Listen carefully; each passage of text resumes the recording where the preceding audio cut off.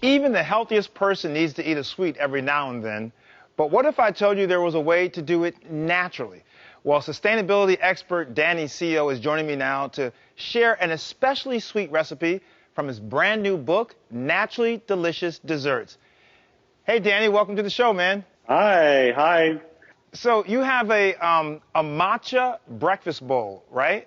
Now, of all things, and when I was in Japan, matcha was everywhere, but why matcha for your breakfast bowl?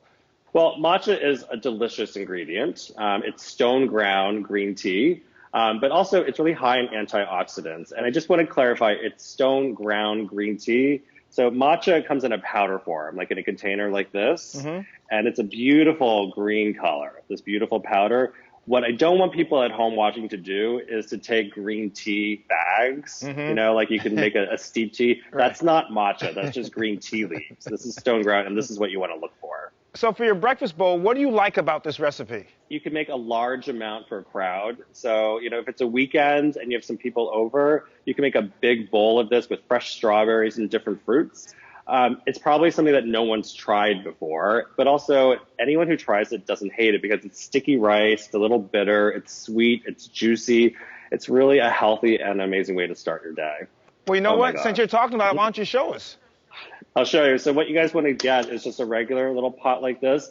And here's the trick. You can use leftover rice, but in this case, I'm going to do a cup of just jasmine rice. You can use whatever rice you have. And then you want to do 2 cups of a non-dairy milk, or you can use regular milk, but I'm using almond milk, unsweetened, goes right into the pot, and then just a little bit of salt. So just a little pinch, a teaspoon of salt, goes right into the pot. For 15 minutes, you want to cook it, bring this to a boil, and cook it on a low heat. Don't take the lid off.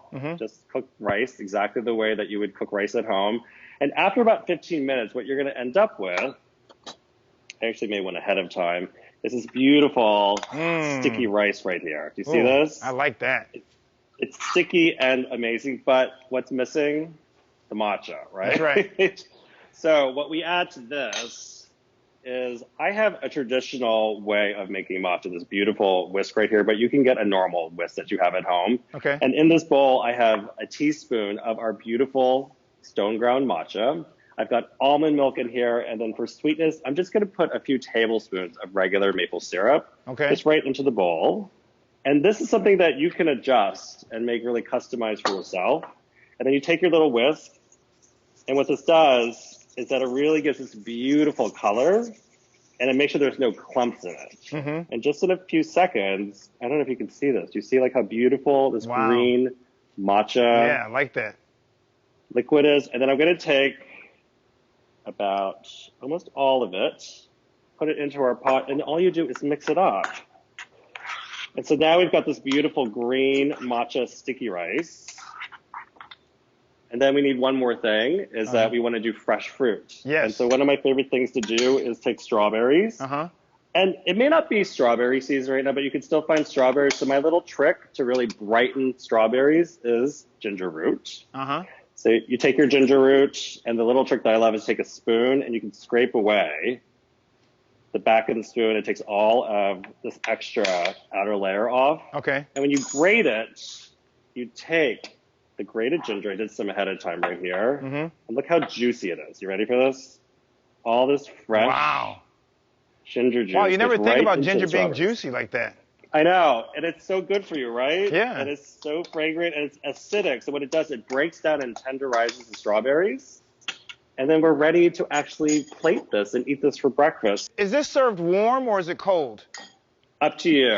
So I think it's fantastic warm during the cooler months, but you also can make it ahead of time and actually sort of serve it like a rice pudding, which is really nice. So it's a nice dessert alternative. So I just put it in a bowl right here with some of the rice. I take some of the fresh strawberries. Oh, it smells so good. And then one more thing, sesame seeds. So black sesame seeds, white sesame seeds, just sprinkle them right on top of the strawberries. And look at this. Oh, man. Picture perfect. Breakfast. All right.